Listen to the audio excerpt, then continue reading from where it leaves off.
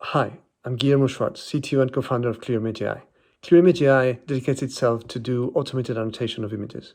We have created a platform so you can do it online. The only thing you have to do is bring your images and make a query, and we will do the rest.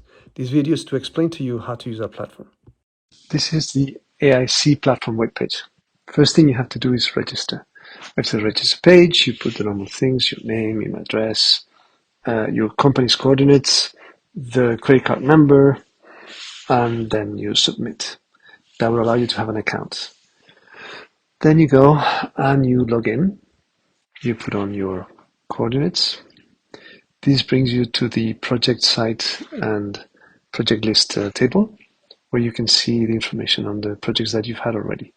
The current cost of the last project, the projected cost, the status, etc. So you can go and you can create a new project. You arrive, you put typical thing, name. Then you can choose to either use a bucket where you put your data and then the system downloads it with the bucket address, the bucket key, and in case of AWS, you also have to put the bucket secret. And if not, you can actually upload directly the data set as long as it is less than 20 megabytes. In the future, it will be more. You'll be able to upload more. Then you can choose the type of job that you're going to do. If it's going to be polygon and mask, or if it's going to be just a box. And then you can put a query. The queries can be actually mixed. You don't just have to put person. You can put the combination of two actual classes, so you can actually run it. Then you actually choose the number of images that you're going to put, the manual team size. That is something we need internally, so it would be nice to have an accurate number. If you're going to do things afterwards manually with the dataset that we produce for you. And then you collect the images from your folder and you put them directly into the upload. You can see down there that the files are ready to upload, and then you just go and submit. The new project has appeared. It has the query, the project name. Nothing has been processed yet, but you can see that the project has been created. So now you have to wait. But you wait, you can from time to time you can actually do a table refresh. The only thing is that because the machine has to start from scratch, it takes a bit of time to load, a few minutes. Once it loads, it goes very fast, but you have to wait until it loads. The table can be reordered. It has all sorts of filters, so you can reorder it by ID or by project name, by query, by which ones have been processed, which ones haven't, etc. So that when you have quite a few projects, it's quite useful.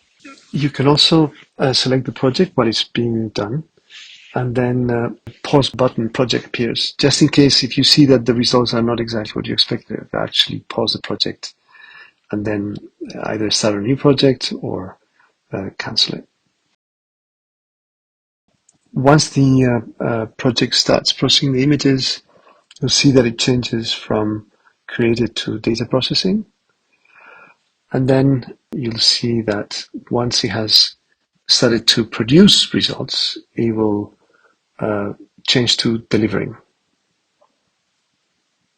Once the status has changed to delivering, you can actually click on the hyperlink of the project, and you can see the details of the project, including samples. The samples that actually keep changing every 10 images that are processed allow you to see the quality of the results and if they're actually finding the things that you wanted. And that way you can choose if you want to continue the project or not, so that you don't do the whole project for nothing. The detail page actually comes with extra information on how the project is evolving. And you can also download the samples so that you can see them. You can actually zoom in and all that stuff from your computer instead of just seeing them on the screen, because they're a bit small sometimes.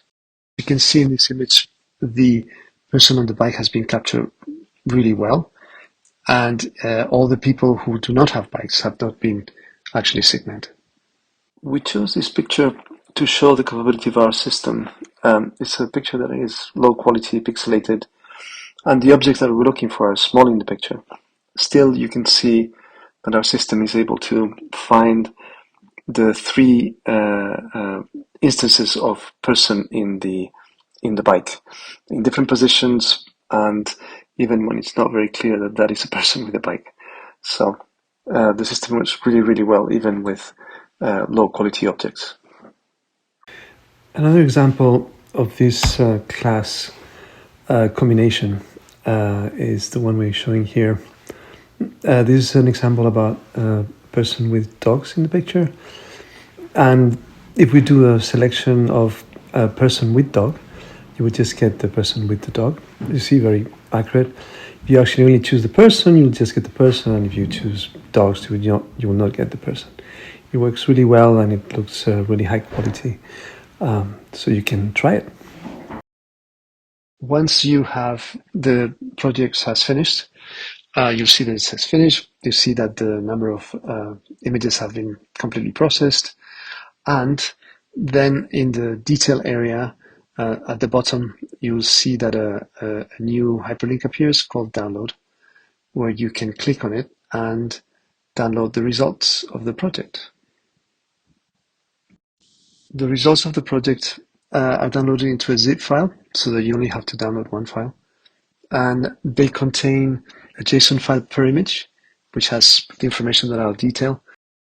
And if you're asking for masks, it will also contain folders with the same name that contain the masks, binary masks of the actual objects that you were looking for.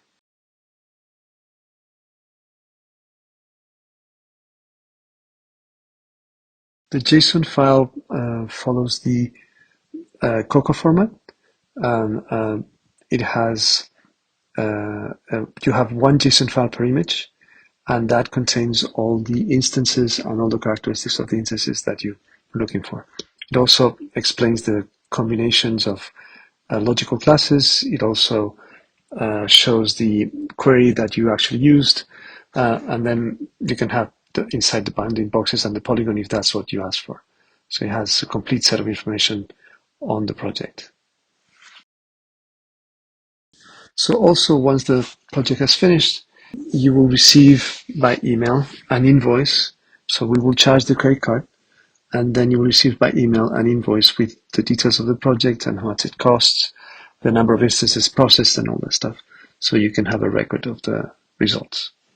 And that's the end of the project. I hope that the explanation was clear enough, and enjoy the use of the platform.